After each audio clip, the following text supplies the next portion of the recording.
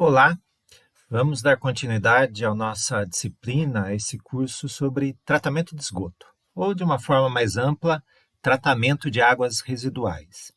E nesse momento a gente vai discutir a caracterização das águas residuais. Mais especificamente, nesse tema 4, nós vamos trabalhar com sólidos e oxigênio dissolvido.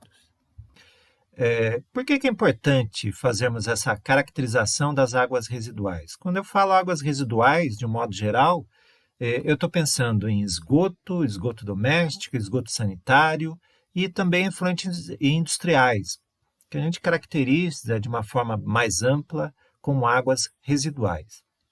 Por que é importante essa caracterização?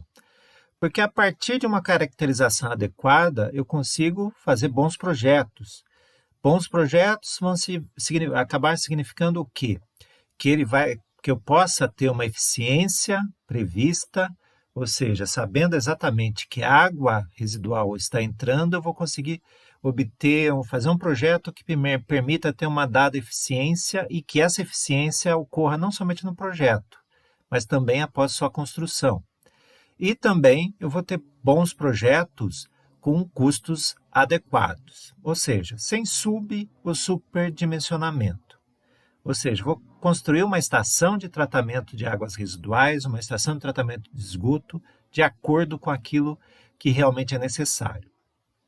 E para essa caracterização, há na literatura valores típicos, e esses valores vão depender do consumo de água daquela cidade, do consumo de água de cada pessoa, de quanto de água que está no subsolo e acaba entrando na rede de coleta de esgoto. Lembrando, a rede de esgoto não é perfeitamente estanque.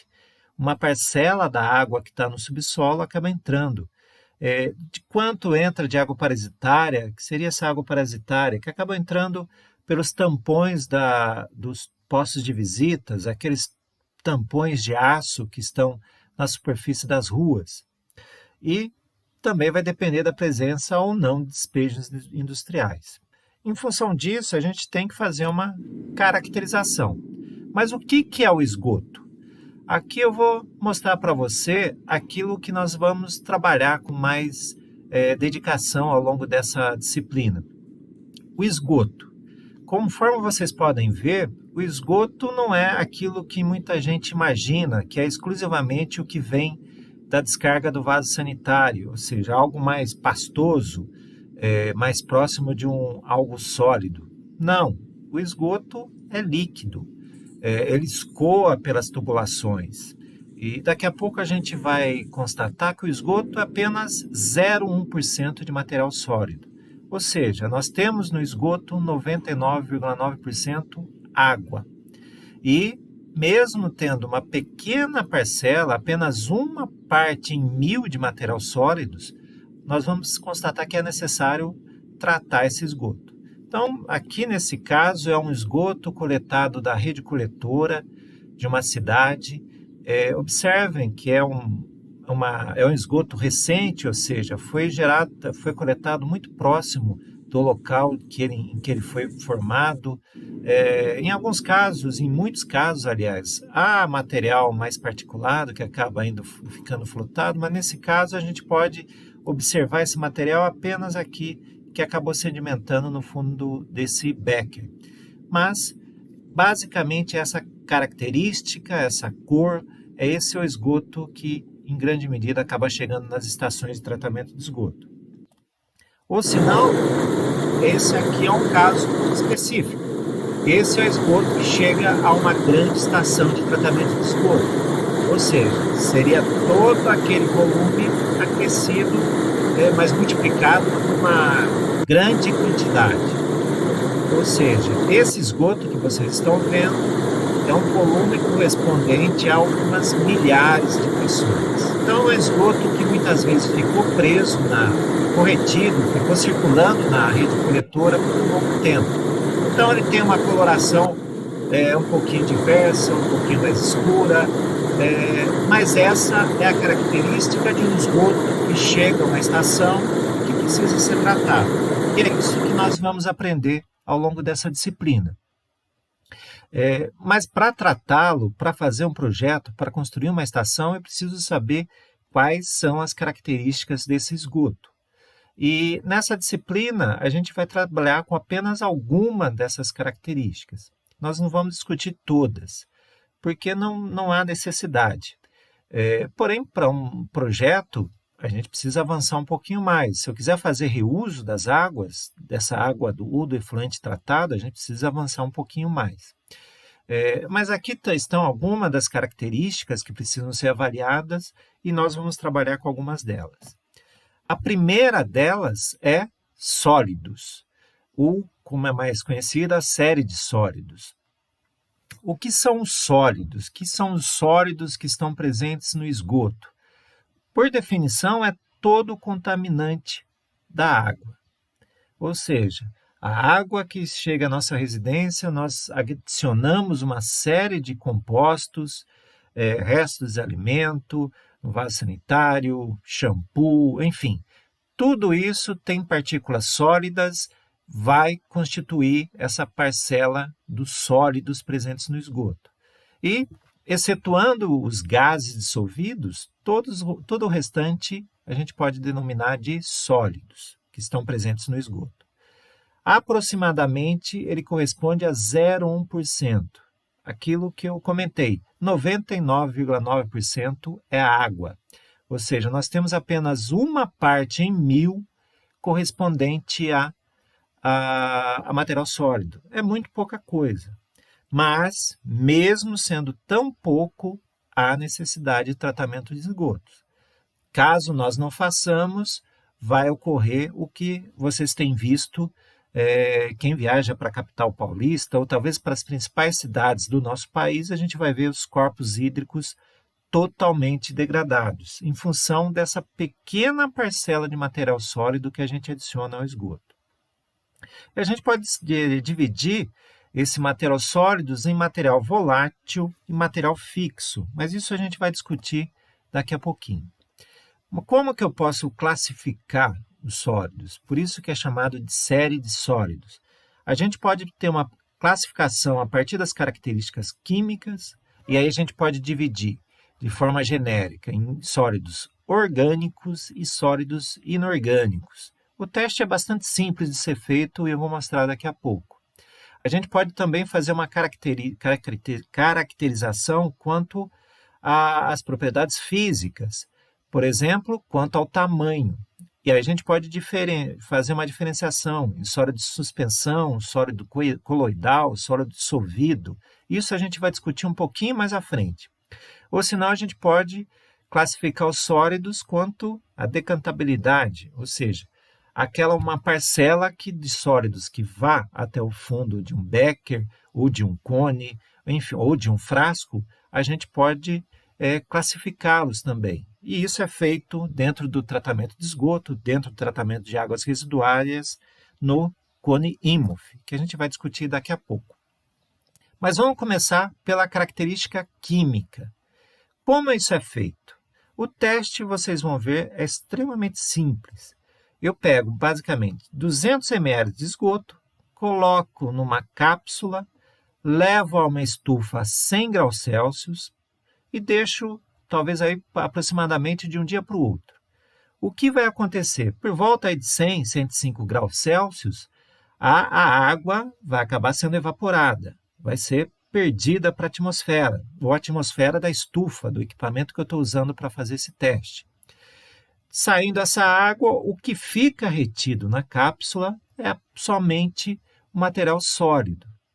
Então, aí eu já tenho uma definição, eu tenho os sólidos totais. Tirei a água, o que sobra são os sólidos totais. Porém, eu ainda não fiz uma diferenciação, se é sólido químico, quer dizer, se é sólido orgânico ou se é sólido inorgânico.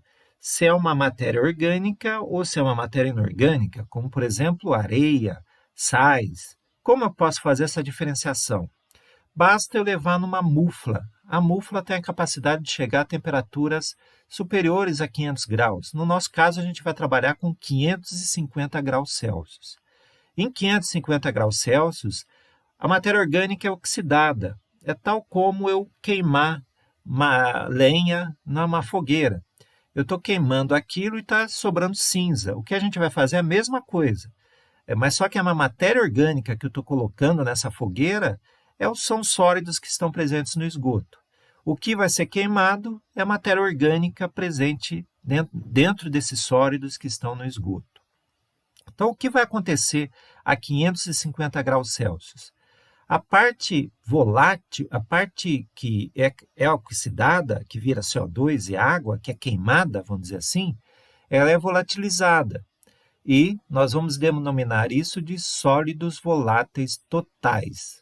Isso é uma estimativa de matéria orgânica. Ou seja, dentro desse meu esgoto, um teste bastante simples e rápido, relativamente rápido de ser feito, eu vou conseguir estimar quanto de matéria orgânica tem ali presente na minha água residuária. Por outro lado, aquilo que não é queimado torna-se é denominado de sólidos fixos totais e, por sua vez, uma estimativa da matéria inorgânica. Vamos pensar, por exemplo, a areia. A areia a 100 graus Celsius não vai evaporar. A areia a 550 graus Celsius não vai queimar virando CO2 e água, ou seja, a areia vai se constituir nos sólidos fixos. Um sal, por exemplo, sal de cozinha, ele não vai evaporar a 100 graus Celsius, ele não vai queimar 550 graus Celsius, ele vai ficar retido. Ou, por exemplo, um resíduo de uma indústria metalúrgica, que tem cobre, que tem zinco, enfim, que tem metais ali presentes, esses metais não vão evaporar a 100 graus Celsius, não vão queimar 550 graus Celsius, eles vão ficar retidos como sólidos fixos.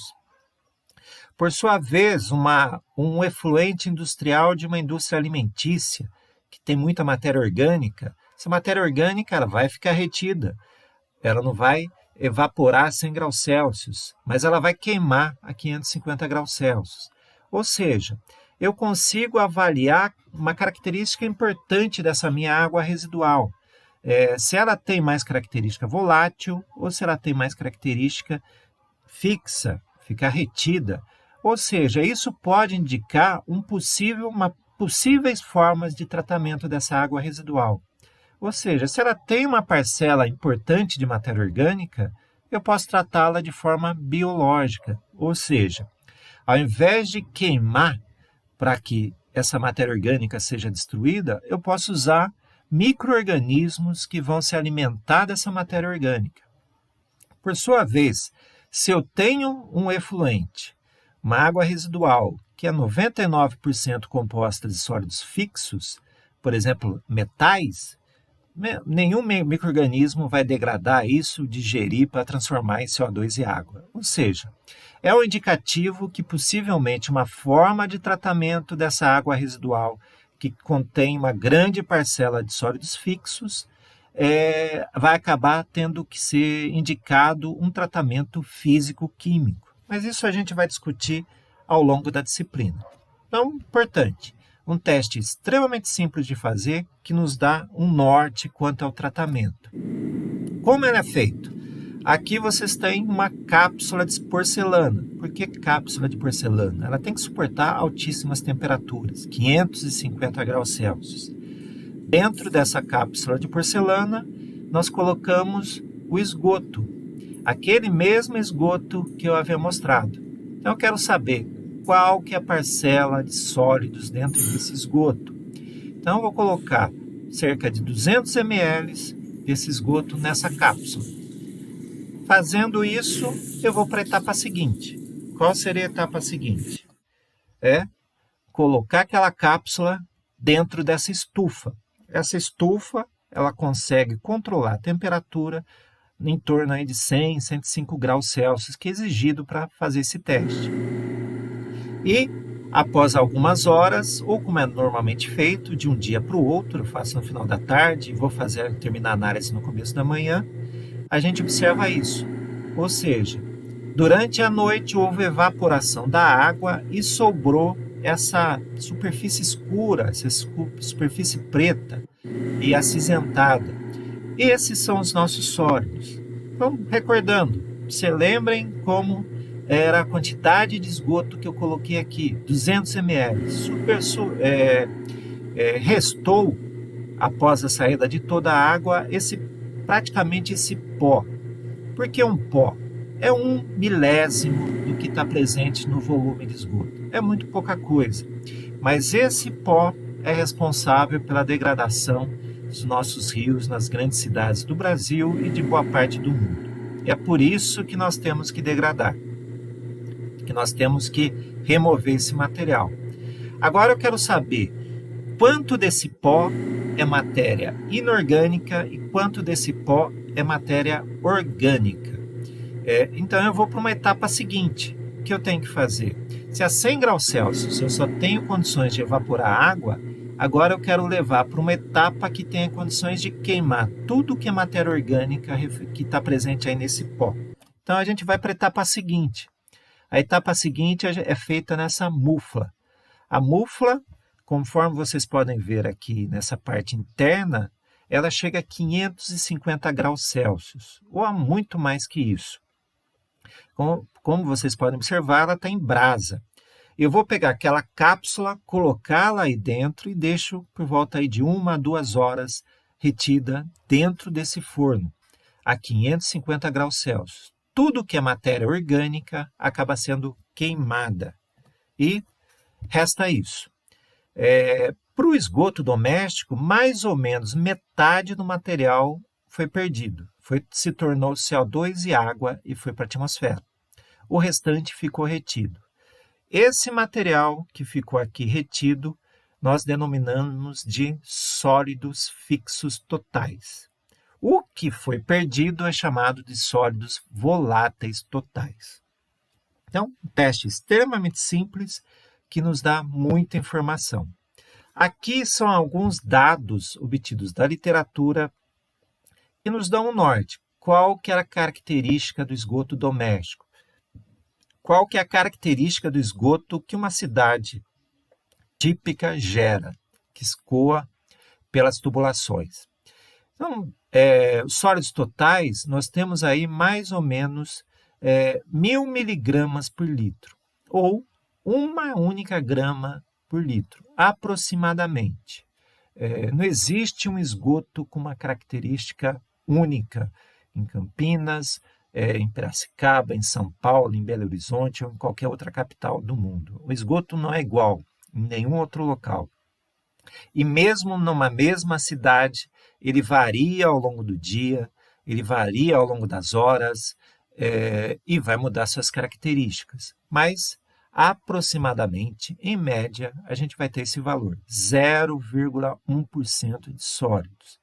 Desse montante, cerca de 550 miligramas por litro é de material volátil, ou seja, após a mufla, esse material vai virar CO2 e água. E, por sua vez, aproximadamente 450 miligramas é de sólidos fixos, ou seja, mais ou menos 55% é volátil, 45% fixo, ou generalizando, meio a meio.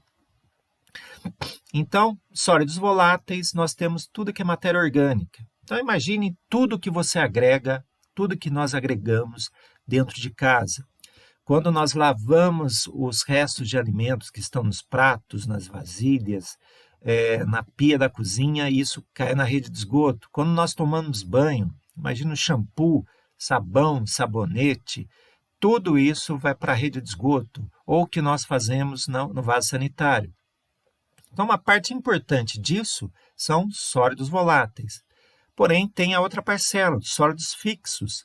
Então, imagina o sal de cozinha que a gente agrega nos nossos alimentos, enfim, mesmo a matéria orgânica que nós nos alimentamos tem sais ali dentro, tem metais. Nós dependemos, mesmo que em pequeníssimas concentrações da maioria dos metais, esses metais estão presentes na nossa formação do corpo humano, ou de qualquer outra espécie. Então, há sais, há metais, há areia. Não estou aqui querendo dizer que no vaso sanitário nós fazemos no número 1, número 2, a areia, ou agregamos isso na pia da cozinha, não é isso. Mas de onde vem essa areia? Por exemplo, num dado dia de chuva, eu posso sujar meu sapato, entrar dentro de casa e resolver limpá-lo no chuveiro. Essa areia vai cair na rede de esgoto e vai se constituir, vai chegar até uma estação de tratamento. Estou pensando na areia, principalmente naquela que envolve, naquele solo que envolve as tubulações de esgoto, que muitas vezes estão a 3, 4, 5 metros de profundidade embaixo das nossas ruas. Então imagina a quantidade de solos que está envolvida. Essas tubulações não são completamente estanques, há furos e há passagens que acabam permitindo que a água que acaba entrando dentro dessa rede coletora arraste um pouco de material sólido e areia, no caso. Então, é extremamente importante eu saber fazer esse teste e saber quanto é orgânico, quanto é biodegradável. Então, isso é um teste simples que nos dá muita informação. E aqui é um exemplo de material fixo. Essa é uma estação de tratamento de esgoto e, num dado ponto que nós vamos estudar ao longo dessa disciplina, a remoção de areia. Essa areia, no caso, está indo para uma caçamba. Quanto de areia é gerado? Mais ou menos de 4 a 200 gramas de areia por cada metro cúbico. É pouca coisa. Mas se essa areia não for removida, ela pode criar danos aos tanques, às tubulações, aos equipamentos, aos sistemas de bombeamento. Então é preciso retirá-la. E eu também não posso lançar essa areia no corpo hídrico. Então é preciso retirá-la. Mas observe a qualidade dessa areia. Será que ela pode ter algum uso na construção civil? Isso é importante, isso tem que ser estudado. Em muitos países, o que é feito? Parte dela pode até mesmo retornar para o solo. Afinal, a areia é constituinte do solo.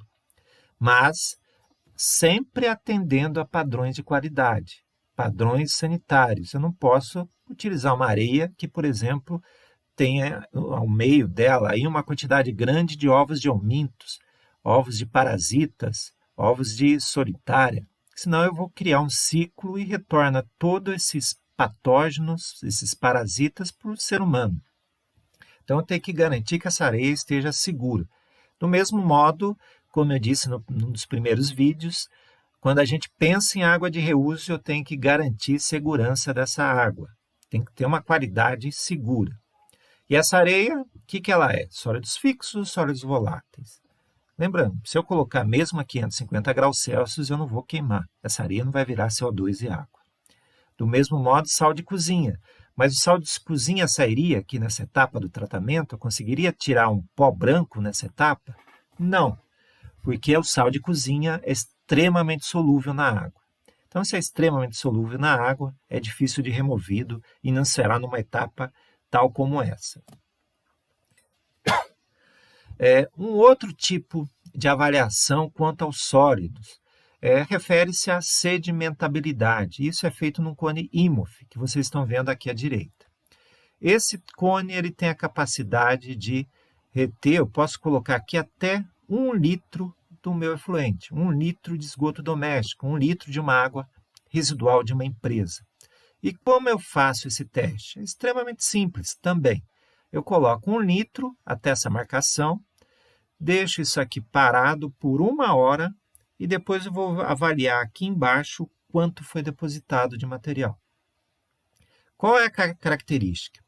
Se a gente pegar um esgoto doméstico, o resultado aqui vai ser por volta de 5 ml somente num 1 litro. Então é uma quantidade pequena, sendo que 60% dos sólidos que estão presentes aí, dos sólidos sedimentáveis, acabam sendo dos sólidos que estão presentes no esgoto, boa parte deles é sedimentável, é sujeito a ir ao fundo desse cone num prazo de 1 hora. Então é importante, quando a gente olha as legislações, para eu poder lançar isso na rede de esgoto, o meu limite é 20 ml, ou seja, em 1 litro, se superar 20 ml aqui de sólidos sedimentáveis, por exemplo, deu 30 ml e o meu limite é 20, eu não vou poder lançar na rede coletora de esgoto pública. O que eu tenho que fazer? Dentro da minha empresa, de algum modo, eu tenho que remover esses sólidos, até que seja atendido esses 20 ml. Para lançamento em corpo hídrico, eu preciso remover abaixo de chegar a valores menores que 1 ml por litro. E isso a gente consegue cumprir dentro de uma estação de tratamento de esgoto. Então, por que isso é importante? Porque é importante fazer esse teste. Se a gente olhar do lado legal, do lado da empresa, que tanto tem um efluente industrial que deve ser tratado como uma empresa de saneamento pública, por que eu tenho que atender isso? Porque está presente na legislação. Mas por que está presente na legislação e por que é tão importante que seja feito? Porque se isso está depositando em 1 hora dentro desse cone, ou dentro de qualquer outro frasco, está vendo esse depósito, se eu lançar isso aí no ambiente, se eu lançar esse efluente, esse esgoto, num corpo hídrico, isso vai se depositar no corpo hídrico. E aí acaba formando ou existindo um assoreamento. E no caso é assoreamento com matéria orgânica, que vai gerar um lodo e tem potencial de um impacto ambiental. Então, eu preciso fazer esse teste tanto na entrada do meu efluente como na saída e avaliar a qualidade desse meu esgoto. Aqui é uma situação que nós avaliamos dentro de um laboratório de saneamento. No caso, é um esgoto diferenciado, é um esgoto com uma outra característica. Quer dizer, é uma situação extrema que em pouco tempo houve um depósito. Então, observe, o esgoto, esse efluente, essa água residual, ela tinha uma característica, ela estava dentro de um tanque, estava correndo, saindo de um processo de tratamento, de um processo de produtivo, mas só que na turbulência ela consegue ficar em suspensão, ou seja, durante o transporte desse material, todo esse material que está aqui no fundo, esse material sólido que está aqui no fundo, ele acaba ficando em suspensão. Porém, se eu deixo parado por pouco tempo, ele acaba assentando. Então, observem como houve esse assentamento. Então, aqui é durante o transporte. E aí, o que está acontecendo? Observem que está havendo uma separação de fases. Se eu lançasse esse material no rio, no riacho, todo esse material ia sedimentar no leito do próprio rio. E isso ia causar um impacto ambiental, ia causar um assoreamento. O que eu tenho que fazer dentro de uma estação de tratamento de esgoto? Ter uma etapa que eu consiga fazer justamente isso, essa separação de fase. O que eu posso levar para o fundo, eu vou buscar levar para o fundo desse mesmo modo. Essa etapa, essa parcela da minha água residual que não foi removida, o que eu devo fazer? Um tratamento específico. Aí eu tenho que agir ou com produtos químicos ou com material biológico, com uma cultura biológica. E é isso que a gente vai estudar mais à frente. Então aqui é um exemplo, foi pego aqui no nosso laboratório 5 diferentes águas residuais. Então observem, cada uma com uma coloração aqui diferente e cada uma delas com certos valores aqui de material que se depositou. Então eu deixo por 1 hora e checo aqui qual é o valor que eu tenho aqui embaixo. Então, teste simples, também tanto quanto sólidos totais, mas fundamental numa avaliação da água residual. E por que ele é importante? Observando na questão do ambiente, se eu não remover isso, esse material todo vai depositar no leito do rio. E também para uma estação, por que ele é fundamental de ser feito esse teste? Então, observe. Se isso está sendo depositado após 1 hora no fundo desse cone, o que eu posso pensar? O que eu gastei para fazer com que ele fosse ao fundo? Nada em termos de recurso. Eu não adicionei produto químico, eu não adicionei nenhum material biológico para que isso ocorresse. O que eu precisei fazer? Colocar esse esgoto, colocar essa água residual dentro de um tanque, aguardar um tempo e esperar que esse material deposite. Não gastei energia, não gastei nada. O que eu tenho que fazer depois de um dado tempo? Vir e retirar, remover esse material do fundo. Essa parcela aqui, que não foi para o fundo do tanque, aí eu vou me preocupar mais à frente. Aí eu vou ter que gastar um pouco mais de recurso, que eu vou precisar, no caso, de um tanque, Vou precisar de produtos químicos ou vou precisar de material biológico que converta isso em algo que eu consiga remover de forma física. Mas isso a gente vai estudar mais para frente. Nesse caso específico, esse depósito aqui sugere a nós que eu possa instalar um decantador que eu vou conseguir remover esse material. Uma outra análise, que aí já a gente deixa um pouco de lado a parte de sólidos e começa a discutir aquilo que não são sólidos. Ou seja, lembra no começo, tudo que não é matéria, a fase gasosa, que está presente dentro de uma água, é o material sólido. Agora a gente vai olhar um pouquinho essa fase gasosa. E, mais especificamente, aquilo que é extremamente importante quando a gente pensa em tratamento de água residual, tratamento de esgoto, no caso, que contém a matéria orgânica. Ou seja, deu aqueles valores de matéria orgânica, de matéria volátil lá na análise de sólidos, essa variação do oxigênio dissolvido é extremamente importante. Por que isso? Porque eu vou avaliar se há potencial de presença aí de micro-organismos aeróbios. E também olhando a questão do meio ambiente, se eu tenho vida que depende de oxigênio no corpo hídrico, esses peixes, essas células, elas não vão conseguir obter esse oxigênio a partir da atmosfera, como nós fazemos. Os peixes precisam desse oxigênio dissolvido na água. Os peixes são aeróbios, eles dependem de oxigênio. Nós, seres humanos, animais, enfim, gato, cachorro, depende de oxigênio para sobreviver no processo de respiração. Então, nós somos aeróbios do mesmo modo que muitas bactérias. Há uma série de bactérias que não dependem do oxigênio. Elas são as anaeróbias, mas isso a gente vai trabalhar um pouquinho mais à frente. Então, para eu lançar um efluente num corpo hídrico, eu preciso colocar oxigênio dentro. O oxigênio tem que estar presente nesse efluente tratado.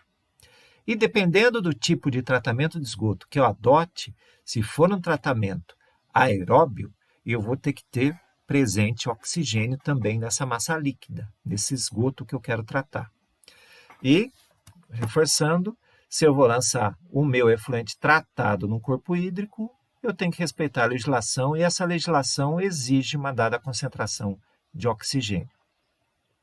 E esse oxigênio que está presente no líquido vai depender da temperatura. Por exemplo, se eu vou num local de temperatura mais alta, por exemplo, no verão, ou vou numa cidade muito quente, o que acontece? Tem alta temperatura, a água tem alta temperatura, as moléculas estão extremamente agitadas, a molécula de oxigênio também vai estar extremamente agitada e há maior facilidade dessa molécula se desprender para a atmosfera. A concentração de oxigênio num local quente é mais baixa do que num local frio, onde as moléculas estão menos agitadas e menos vulneráveis para fora daquela massa líquida.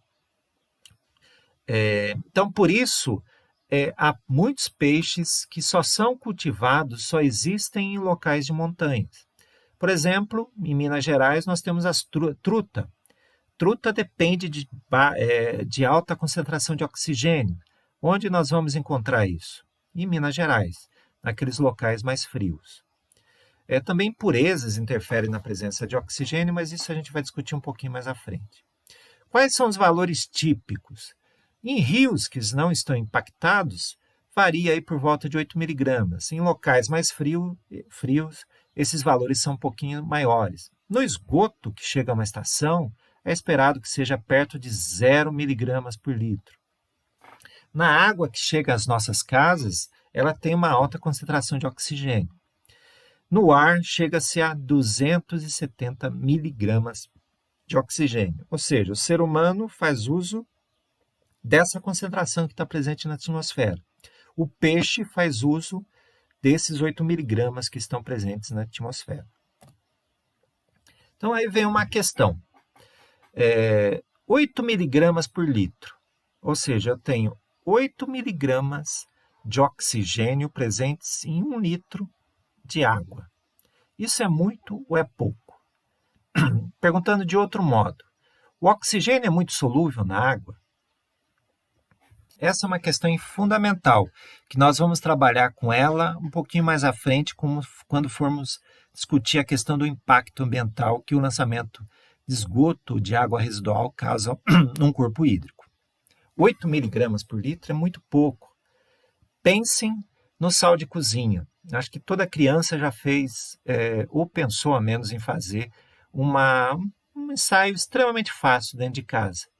Pegar um tanto de água e colocar sal lá dentro.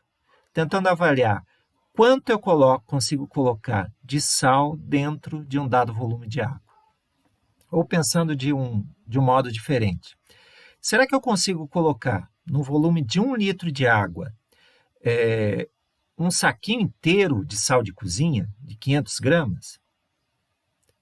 É um ensaio extremamente interessante. Quem fizer vai observar que consegue colocar aí por volta de 400, 440 gramas de sal de cozinha dentro de um volume, dentro de 1 litro de água. Ou seja, o sal de cozinha, sim, é extremamente solúvel. Se nós pensarmos em miligramas, eu consigo colocar mais de 400 mil miligramas de sal de cozinha em 1 litro d'água.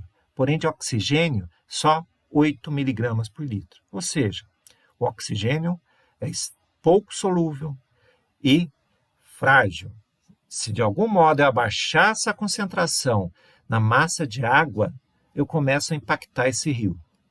Então, se eu abastecer esse rio, tem uma característica de ter uma concentração de 8 miligramas e por algum motivo eu faço essa concentração ir a 6 miligramas, certamente peixes e diferentes espécies que dependem de 7 miligramas para sobreviverem vão morrer.